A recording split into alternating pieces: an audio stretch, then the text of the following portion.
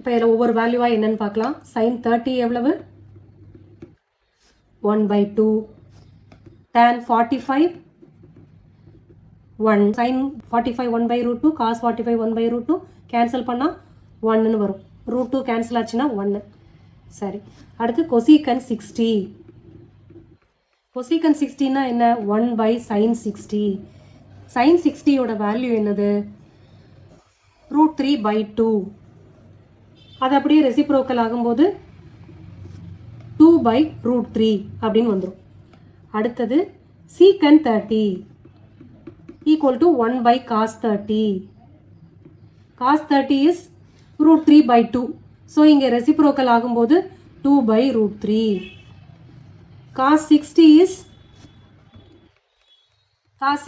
1/2. அடுத்து cot 45. cot 45 என்ன? 1/tan 45. So 1 தான். இது எல்லாத்தையும் இந்த ஈக்குவேஷனில் சப்ஸ்டியூட் பண்ணலாம். sin 30 plus tan 45 minus cosecant 60 divided by secant 30 plus cos 60 plus cot 45. ஒன்று ஒன்றா சப்ஸ்டியூட் பண்ணிட்டே வரலாம். cos 30 என்ன? இதை பார்த்து சொல்லுங்கள். 1/2.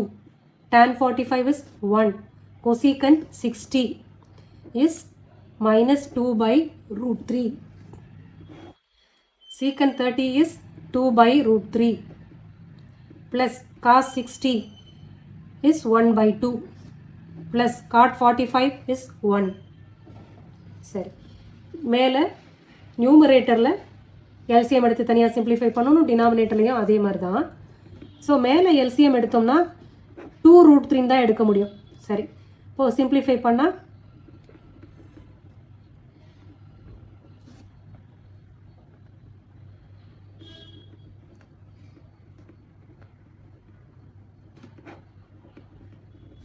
√3 காமனாக இருக்குது. ஸோ கேன்சல் பண்ணிடலாம்.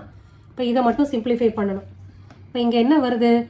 3√3 minus 4 divided by 4 plus 3√3 இப்படி கிடச்சிருக்கு. இப்போ டினாமினேட்டரில் √3 இருக்கிறனால ரேஷனலைஸ் பண்ணணும். 3√3 minus 4 divided by 4 minus 3√3.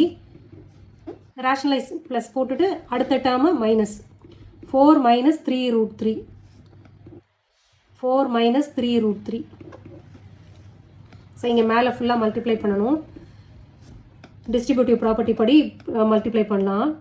12√3 minus 16 minus 9 into 3. 9 3s are 27 plus 12√3 divided by இங்கே 4 4s are 16 minus 3 3s are 9, 9 3s are 27. Okay, இதை சிம்பிளிஃபை பண்ணணும். ஈக்குவல் டு √3 இதை ஆட் பண்ணால் 24√3 வரும். அடுத்து இதை ரெண்டும் ஆட் பண்ணோன்னா 43 வருது. Divided by -11.